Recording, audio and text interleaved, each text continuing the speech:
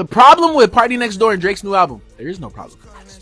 Ladies and gentlemen, we have been waiting on this collab album since 2013. That's right, when we first seen Party Next Door and Drake started from the bottom video. And this album right here, man, it was a treat for all of us music lovers. This album right here is the definition for love for dark R&B, listening to music in the cold on a stormy, dark winter late night drive, and a representation of Toronto. Now let's get into the tracks now. What colors the CN Tower? We don't know. Beautiful intro. This track was for the city of Toronto. The best songs on this tape, it's a top. Spider-Man, Superman, and Somebody Loves Me. It's a toss-up. I don't know what the best one is. OMW, oh my goodness. If you got yourself a favorite booty call or a favorite stripper, this is about to be both your favorite songs. This song right here, I just really wish Post Malone was on this because it would have went crazy with his feature. I think I really teared up hearing this song right here. Deeper just released and it's already a top 10 Party Next Door song of all time. Give me a hug. Now I know there's a lot to say about this one right here, but you know what? I know it. This song right here is just a little teaser for what Drake's really about to drop. Raining in Houston is an Hours in Silence Part 2. In the end, this tape right here is a combination between P3 and Scorpion for sure. So on Drake and Party Next Door's upcoming collab album, Some Sexy Songs From You, there are these two buildings behind them. And I guarantee some people are like, what are even these buildings about? What's the significance behind them? I got you. Well, these two buildings are Mississauga's most iconic buildings, and they're called Absolute Condos. Yes, I had to Google it, Absolute World. But they're actually called the Marilyn Monroe building because of the curvy design. You might have to call it the Quay building next. I'm looking snatched in the gym. Now, the reason why these towers are here instead of the CN Tower or something like that is because if you didn't know by now, the boy Jaron Anthony Brathwaite, also known as Party Next Door, is from Mississauga. Mississauga feels like in the nighttime. I guess in the red is for Valentine's Day, red, love, hearts. But this is a cover art. This is the reason why these buildings are here for all y'all Americans. This is by far one of the worst Drake albums of all time. Drake, what were you thinking? Why does this exist? Why does this exist? Like, I thought nothing could be as bad as Honestly Nevermind.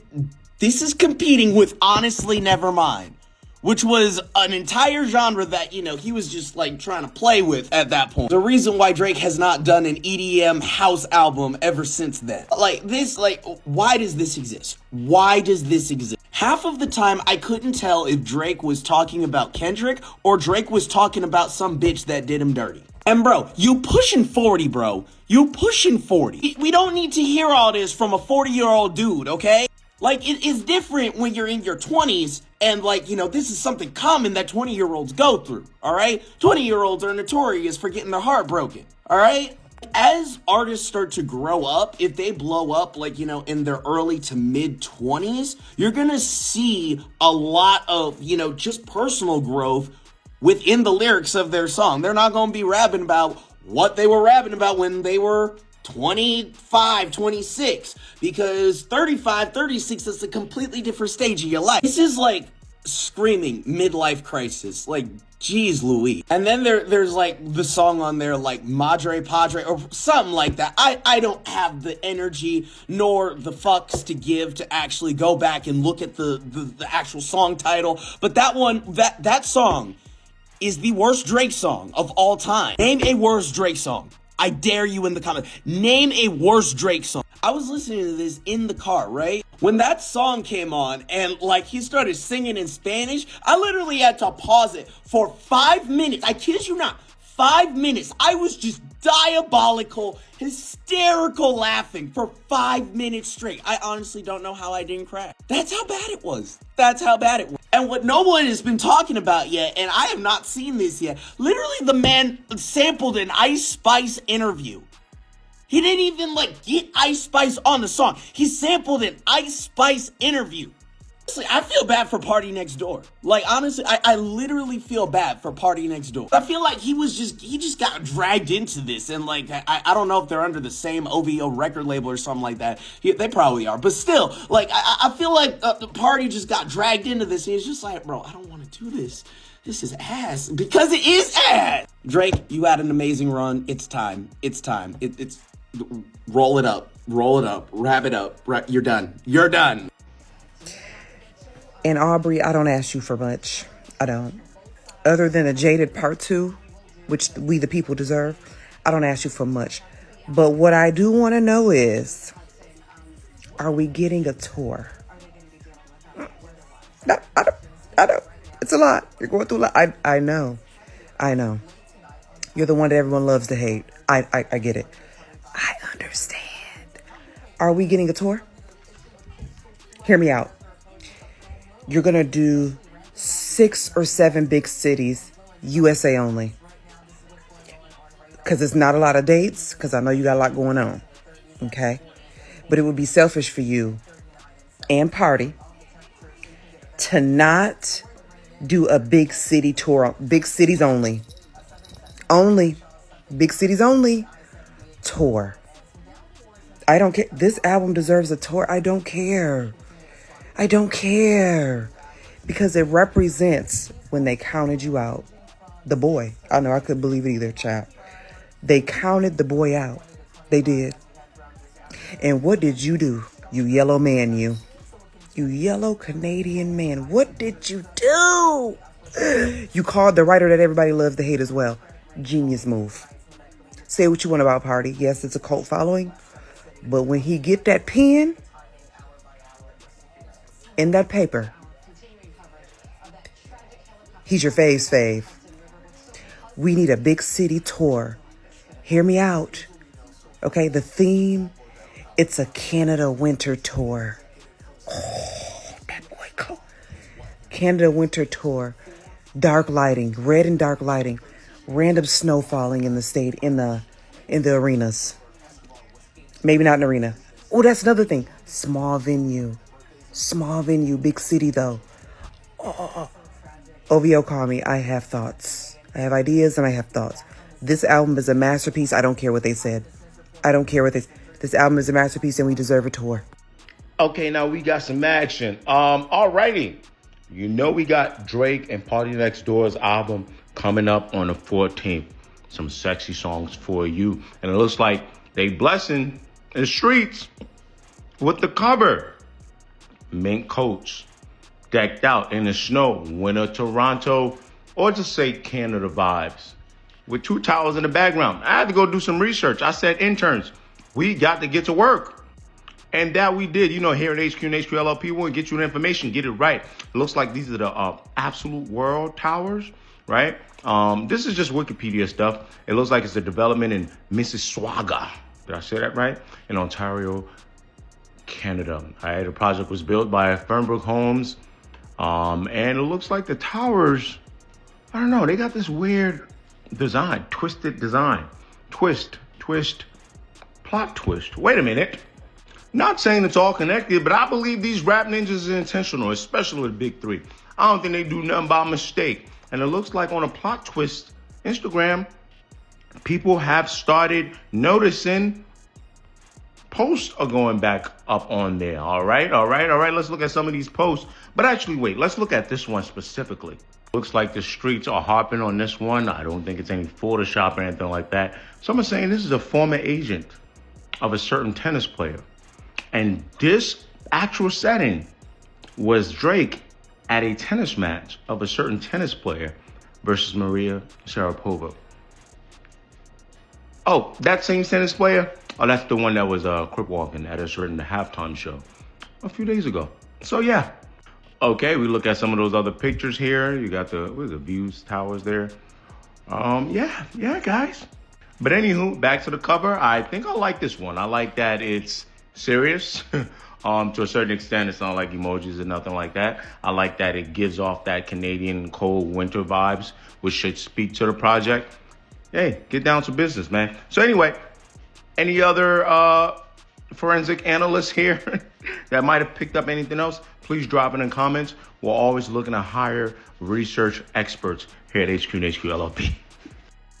While everybody's on the topic of PartyNextDoor right now, I figured it'd be a perfect time to gather all the PartyNextDoor fans and we all just geek out and talk about our favorite songs. Now, I think the reason why I love this song so much is because it uses a sample of Genuine. Sampling a bedroom song just to make another bedroom song, that's like a production double entendre. Any song that starts out like 2 beautiful women fighting over me, what else can you be in for but a treat? This song is the classic, I'm lonely right now, and you need to slide through. Because when I'm on the road, I be on the road. But using the same instrumental as Days in the East is so excellent. He said, why you letting them think for you when you a grown woman. So I believe this is the stand-up anthem. Oh, y'all thought I was gonna do a Party Next Door video without mentioning his biggest hit? But the Miguel sample on here has you levitating. In the wise words of Party Next Door, is you ready? Is you ready? Is you ready? Better or for worse, I'm gonna always choose me first. The Toxic Trinity in R&B goes The Weeknd, Party Next Door, and Tory Lanez. But yeah, man, what y'all expecting from this new Party Next Door album? Because I could have mentioned so many more songs. And if it's anything like those, we in for a treat. This has to be one of the craziest album covers of the year. So PartyNextDoor has just announced that he's releasing an album soon, and he decided to drop the album cover. And you can see a part of the album cover right behind me. I would show you guys the whole thing, but my post would literally get removed. All I'm gonna say is that the picture keeps going, if you know what I mean, and you see everything. I have no idea who's gonna be bumping this in public now. Like, you cannot listen to this album in public, bro. Artist tries to make a good album cover, challenge impossible. He just announced a release date for his brand new collab album, Party Next Door, on Aiden Ross's stream. I'm loaded though. Yeah? It's Can I get time. a shot, please? Shot of time. Me and Party is, like, honestly, I'm probably one of the projects I'm most proud of Yeah? in my life, yeah. We've been eating this too, man. Yeah, it's definitely, like, I've always wanted to, like, make a full album of our sound, Toronto sound, R&B. So, it's the best, it's the best that, you know, both of us have to offer. And for the city too, you guys are both from city. Of course, what do you mean? We have to. It's great. Listening party has to be in the city. I'm there.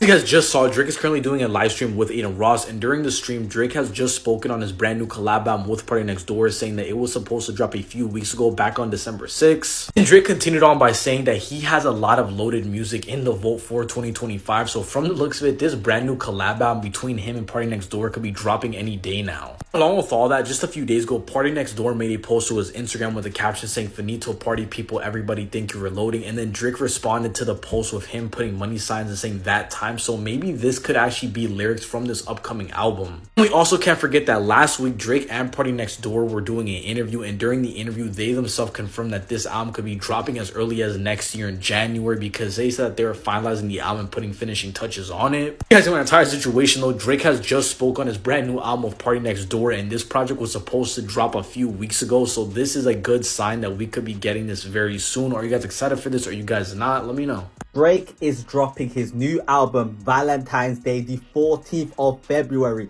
We all know what happened at the Grammys yesterday. Kendrick Lamar managed to win 5 songs. Best song of the year, best record, best rap song, all of those things. Kendrick won. He won 5 Grammys. Drake said, hey, you can go win them Grammys. You guys have been waiting on the P&D album? Yeah, with Drake and P&D? Yeah, he's dropping it on the 14th. Yeah, this is how you respond back. You say, cool, enjoy the Grammys. I'm dropping my album release date, 14th of Feb. Hey, 12 days, Drake's back on the map. Not gonna lie though, the Grammys violated Drake yesterday when they played Not Like Us and everyone started screaming A minor. No. That right there, they took it too far. It was way too far. Album dropping 14th of February. Let's see how this goes. God knows how many songs are gonna be on it. Is there gonna be any features? But we will be there no matter what happens. We will be there for that Drake and Party Next Door album. Let's see how it goes. Welcome back, Drake, man. He didn't drop a single album 2024. We're back now in February. So, Drake is back. You guys remember Drake, right? Aubrey Graham, Canadian rapper, the biggest star in music of the past 15 years. Maybe second only to Taylor Swift. Last year, in case you live under a rock, he suffered a pretty colossal defeat in his beef with Kendrick Lamar, and now he's back. Not with a new studio album of his own, but with a sort of off-the-wall collaborative mixtape with label mate Party Next Door called Some Sexy Songs for You, released for Valentine's Day. Now for context, I'm certainly not a Drake hater. His output has been bloated, inconsistent, and kind of underwhelming ever since 2016's Views, but I've definitely been willing to give him more credit than most critics, and I actually like Party Next Door quite a bit. I've got my tote bag right here for groceries.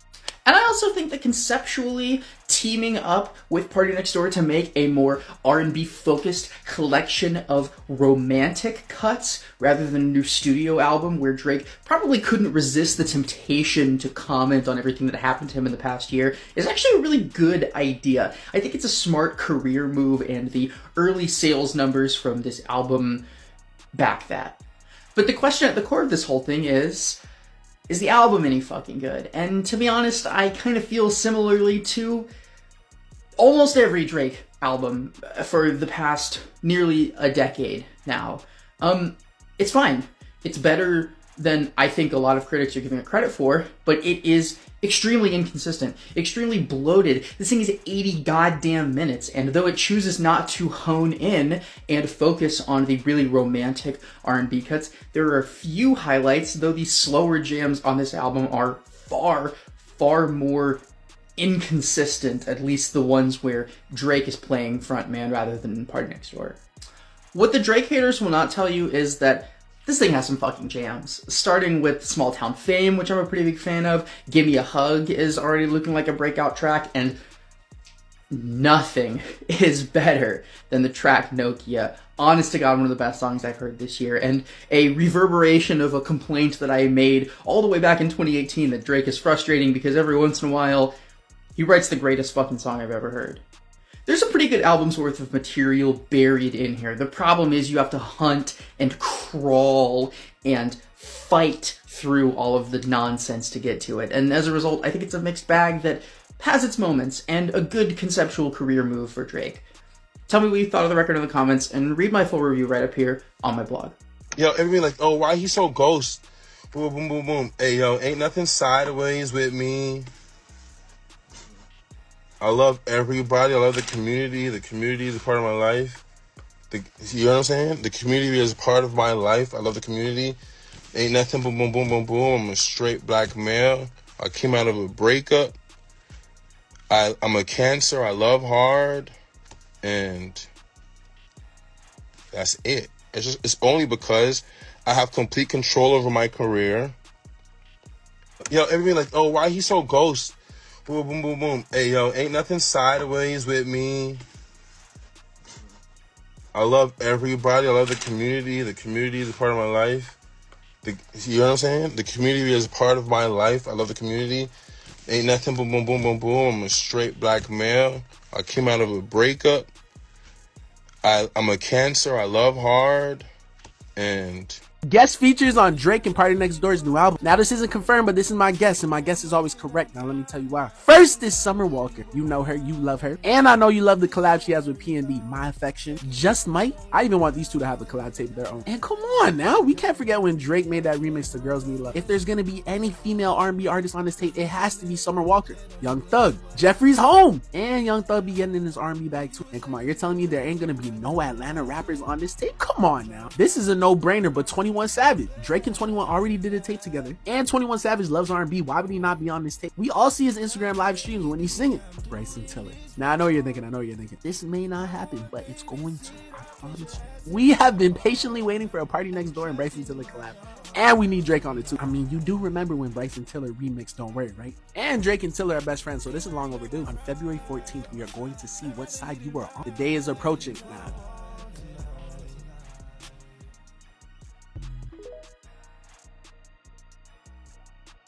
I feel like when they pushed the song, they said it was for the real lovers, but this album is low-key a joke. There have been so many music releases over the last couple of days that in case you missed it, here's a weekly wrap-up of the latest drops. Let's get into it. First up, and one from last week, Tommy Richmond has released his latest single, Acting Up. So Tommy Richmond is an artist under Brent Faiyaz, his label, and is popularly known for his single $1 Million Baby. And I feel like a lot of his songs have that early 2000s Neptunes kind of Clips feel, and that's probably because Tommy Richmond is from Virginia, just like Clips, just like Pharrell. But the good thing about him is that his voice is really unique, so it means that he's not tied to a specific genre. He can kind of jump on whatever. As for this single, it actually samples Soulja Boy's Crank Now, and again ties into that early 2000s hip-hop feel. But unlike his previous singles, I feel like this beat is a little bit too busy for his voice. I still appreciate how how versatile his voice is. His features on Brent Fires' previous album are fantastic, and he's also got his latest album Coyote as well. I think it's less about being tied to a genre and more about his Virginia influence. I think he should just tap into that more. Let me know if you listen to Acting Up and what you think. Next up is Asha K with his latest single Why Love. I'll keep my thing brief. I feel like I've heard this song before. It's not giving anything new. It actually feels like something is missing, and I don't know how necessary it was to release this. I will say I really love the color grading of the music video. I think everything looked